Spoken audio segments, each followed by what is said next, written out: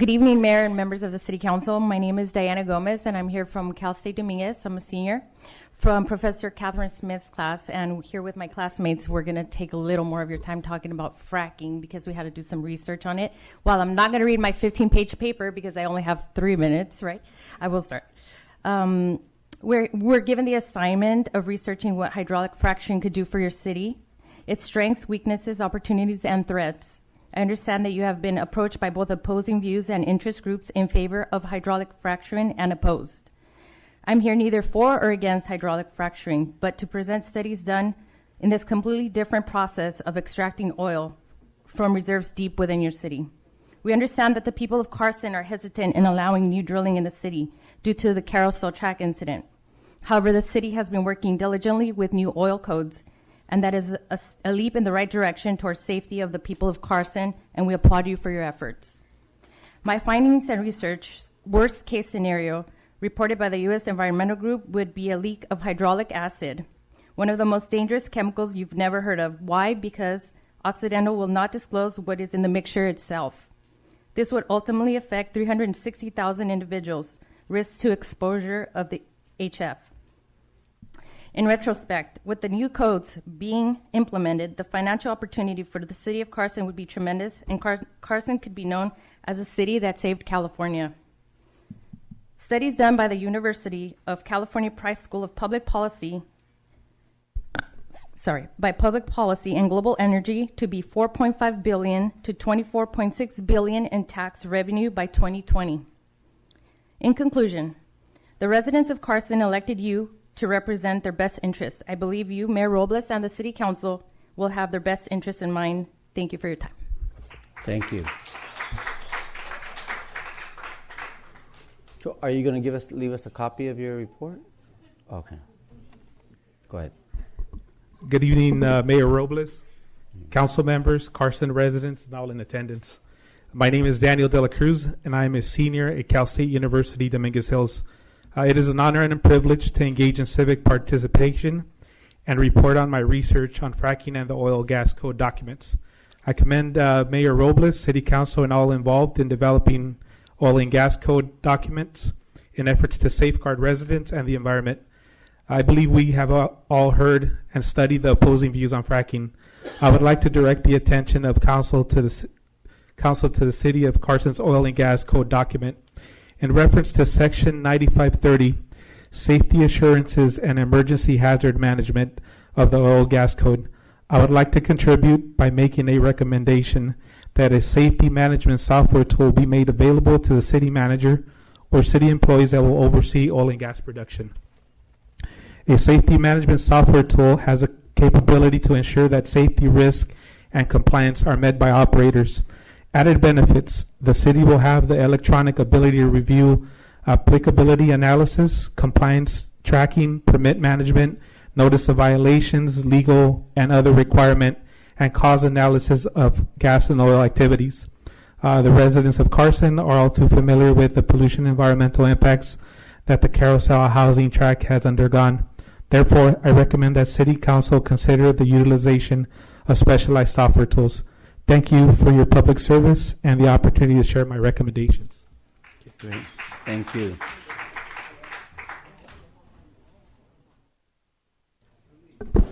Good evening, Mayor Robles and members of council. My name is Marissa Lopez, and I'm a senior at Cal State Dominguez Hills. What I found most compelling about fracking were the health and environmental risks that fracking may pose to the city of Carson in case of a catastrophe. I understand there's a growing concern among Carson residents regarding the harmful effects of fracking, and the city has heard testimonies from both sides. It's highly important to address these concerns through a more streamlined approach that all residents, businesses, and schools can have access to. While the 70-page oil and gas code provides specific information, my recommendation is to develop a narrative of the oil and gas code with the most vital information that is specifically designed for residents, schools, and businesses, so that they're better informed about the process, effects, and response plan in case of an emergency. This straightforward approach will not only make people better aware of any plans, This simplified method will provide residents with a better understanding of fracking without having to read through a large document that not many may grasp because of technical language involved. Thank you for your time. Thank you. Yes, Councilman Hilton. This is exactly why we're trying to create this partnership with Cal State Dominguez, just how bright these students are. So this is exactly why we're trying to create this partnership with you, and we appreciate you guys coming out tonight. Next.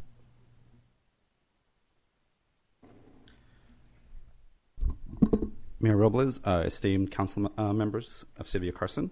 My name is Fernando Munoz, and I am also a senior at Cal State University, Dominguez Hills.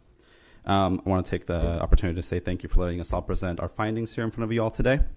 We consider this a great stepping stone as we look forward to a successful future as public administrators. The issue of fracking is a difficult one. It has created a large quantity of controversy in recent years.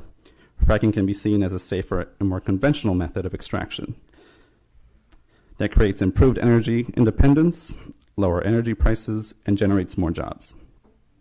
Some have voiced their discontent and opposition to fracking due to the potential damages that can be inflicted on our environment and public health.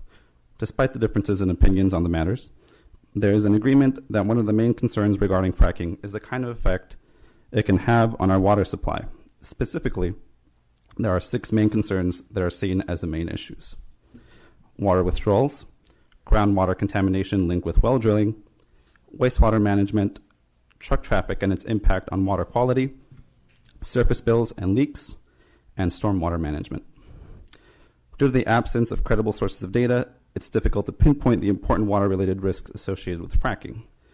The discussions surrounding the issue are mostly driven by opinion or anecdotal evidence, and whatever information is currently available is either crafted by those vested in making fracking look good and bad by advocates on both sides.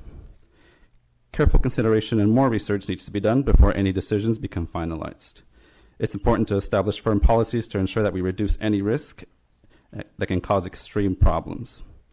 With the right type of information and planning involved, we can look forward to a better understanding of hydraulic fracturing and also develop suitable energy, water, and environmental policy. Thank you. Thank you. Next.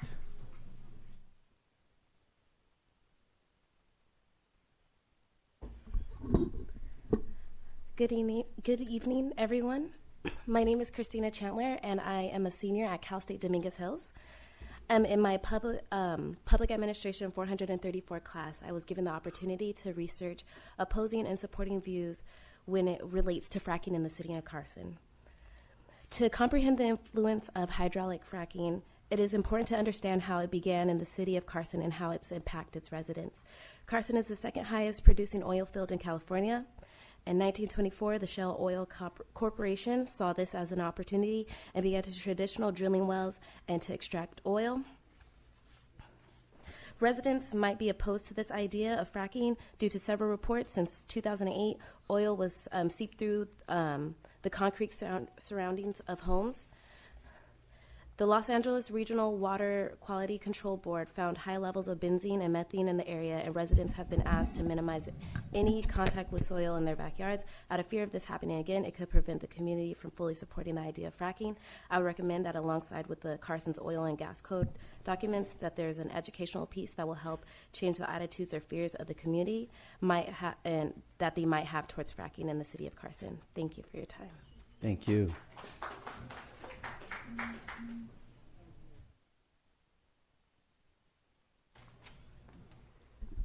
Hello, good evening. Hey. My name is Carissa Lin Huang. I am in my final year at Cal State Dominguez Hills. I am here to present some facts and data on the environmental impacts of hydraulic fracking.